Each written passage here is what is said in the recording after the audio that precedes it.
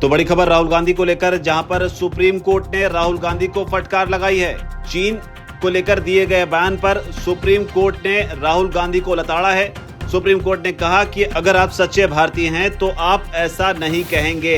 तो ये बड़ी खबर सुप्रीम कोर्ट से। आपको बता दें, राहुल गांधी ने अपने बयान में दावा किया था कि चीन ने भारत की 2000 वर्ग किलोमीटर की जो जमीन है उस पर कब्जा कर लिया है। उन्होंने बार बार कई मौकों पर इस बात को दोहराया।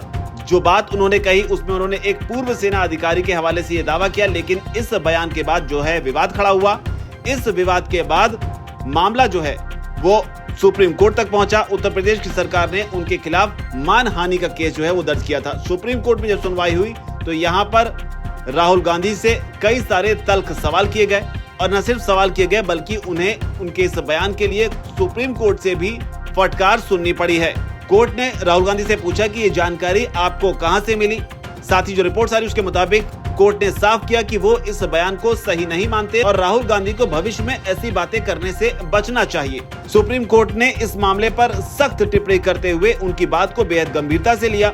सुप्रीम कोर्ट ने कहा कि अगर आप सच्चे भारतीय हैं तो आप ऐसा नहीं कहेंगे। If you are a true Indian you wouldn't say it. तो ये सुप्रीम कोर्ट की बात है। इसके अलावा ये भी कहा कि how did you know about 2000 kilometre being annexed by the Chinese. आपको ये कैसे पता कि चीन ने 2000 किलोमीटर जमीन जो है उस पर कब्जा कर लिया है। तो ये सुप्रीम कोर्ट ने पूछा। सुप्रीम कोर्ट ने नसीहत देते हुए ये भी कहा कि आप जैसे बड़े नेता को इस तरह की बातें कहने से पहले बेहद सावधानी बरतनी चाहिए। एक सच्चा भारतीय जो है वो एक ऐसा बयान नहीं देगा जो देश की छवि को किसी भी तरह से नुकसान पहुंचाए।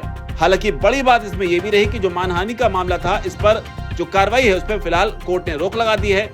इस लिहाज से अगर कहें तो ये केस जो है आगे नहीं बढ़ाया जाएगा, और ऐसे में राहुल गांधी को इस मोर्चे पर जरूर राहत मिली है, लेकिन नसीहत जरूर दी गई है कि आप इस तरह के बयान देने से बचें। हालांकि इस बीच आपको याद रहा दे, राहुल गांधी ने 2023 में अपनी भारत जोड़ो यात्रा के दौरान एक बयान दिया था। इस बयान में उन्होंने कहा था कि एक पूर्व सेना अधिकारी ने मुझे बताया है कि चीन ने भारत के 2000 वर्ग किलोमीटर के क्षेत्र पर कब्जा कर लिया है, और इसके बाद ही उनके खिलाफ मानहानि का मामला जो है दर्ज हुआ था। और इसे ही लेकर अब दो तरह की बातें भी सामने आ रही हैं। जो राहुल गांधी का समर्थन करते हैं वो साफ तौर पर कह रहे हैं कि राहुल गांधी ने सिर्फ देश की सुरक्षा का मुद्दा उठाया था, जबकि जो राहुल गांधी के विरोधी हैं वो साफ तौर पर ये कहते हैं कि वो राजनीतिक फायदे के लिए जानबूझकर इस तरह के बयान देते हैं।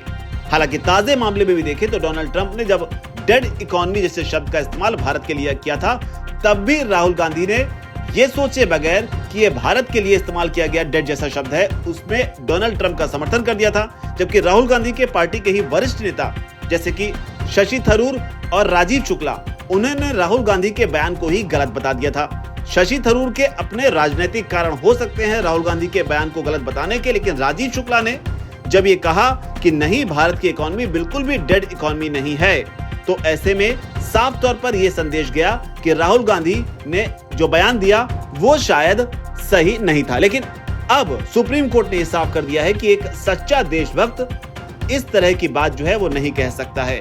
आप इसे किस तरीके से देखते हैं? क्या राहुल गांधी ने जो कहा वो बात सही थी, और जो सुप्रीम कोर्ट ने कहा कि एक सच्चा देशभक्त ये बात नहीं कह सकता है, इस पर आपकी जो भी राय हो नीचे कमेंट सेक्शन में आप जरूर लिखें। धन्यवाद।